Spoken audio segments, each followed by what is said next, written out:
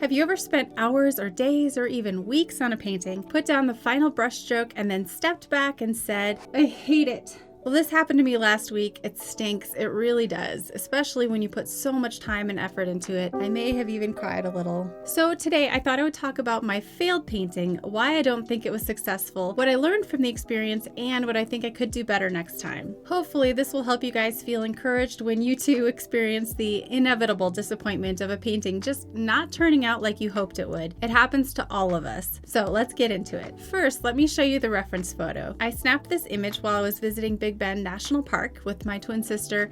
I actually have a little video about that trip. You can check it out right here. I loved the contrast between these brilliantly backlit yellow prickly pear flowers against this blue sweeping landscape in the background. I knew that in my painting I really wanted to capture that glowing effect of the flowers and create a brushy, expressive background with just enough detail to give us a feel for the setting, and I also wanted the flowers to be really realistic. So that was my vision for this painting. Mistake number one was that I didn't create a thumbnail sketch or test out any colors ahead of time. There was zero planning that went into this. I just traced on the sketch and dove in. I learned really quickly that having a vision for the painting just isn't enough, especially when the subject matter is challenging and outside of my comfort zone. I also chose hot pressed paper.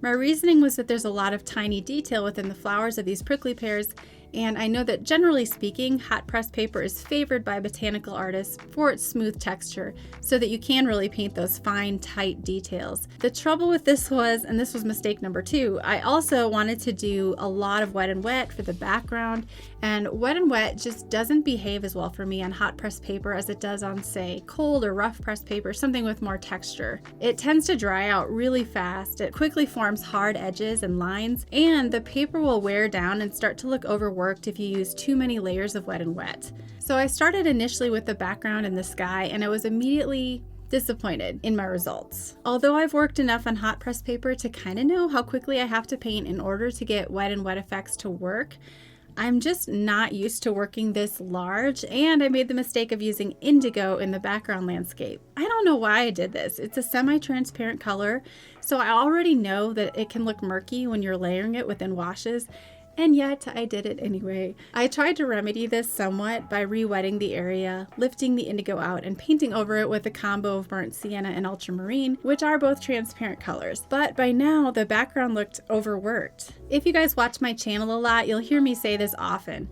Push through to the end, don't stop. It's just going through an ugly phase. But when you start the painting with an area that's already a disaster, that might actually be a sign that you need to scrap it and start over. I knew I already hated the background, and I stubbornly pushed forward anyway. The next big mistake I made with this painting was in my color choices for the green prickly pear pads. Let me just say I'm not an experienced botanical artist. Painting plants is way outside of my comfort zone, and yet choosing colors that are going to look vibrant and gorgeous on this cactus plant is something that I just assumed I could do perfectly on the first try. And guess what? Nope. I just dove in with ultramarine and yellow ochre, and the two colors together just looked kind of murky and dirty. Technically, it was a decent match to the reference photo if you compare the two side to side, but I shouldn't have used such a granulating paint for this, and more importantly, I should have tested out some colors and just practiced first. Here's an example of a painting by Lorraine Watry. She's an incredible award-winning artist. You can follow her on Instagram. She did this painting called Prickly Pear in Bloom, and for me, this painting embodies the perfect prickly pear watercolor. The light, the shadow, the composition, the colors, they all just dance. I think I had this painting in my mind's eye as I was working on my own painting, and although the composition and the colors are very different, I just adore Lorraine's color choices, especially within those greens. So once again, I could have done a much better job with the greens, I think, if I had just practiced and experimented with a couple of different colors. Ultimately, my biggest mistake with this painting is that I decided to tackle this challenge while I was quarantined at home and sick with COVID. I didn't really feel like painting. I was super tired all the time, but I still felt like I should be productive and accomplishing something. If any of you guys are familiar with the Enneagram personality types, I'm a type 3, the performer, and the problem with threes is that we feel like our self-worth comes from the things we accomplish. Guys, don't be like me. If you are tired and unmotivated, don't force yourself to paint something, especially if it's really hard. I think this painting was destined to fail simply because I was just too tired and too sick to do a good job. And instead of allowing myself to just rest, to just recover, to just be? I forced myself to paint.